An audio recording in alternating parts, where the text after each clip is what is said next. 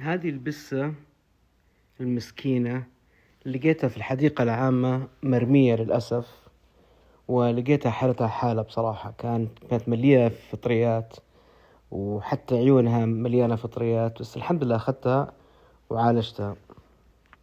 من أغرب البساس اللي ربيتهم بحياتي.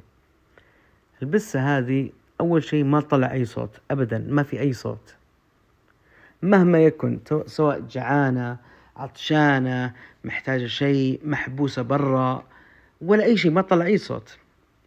بس توقف عند الشيء اللي تحتاجه. يعني مثلا إذا نسيت أعطيها أكل أو خلص الأكل اللي عندها، إيش تسوي؟ تروح عند الصحن وتوقف عنده، بس ما في ولا صوت ولا أي شيء. حتى إذا مرة كانت جعانة بس تفتح فمها، بس ما في صوت.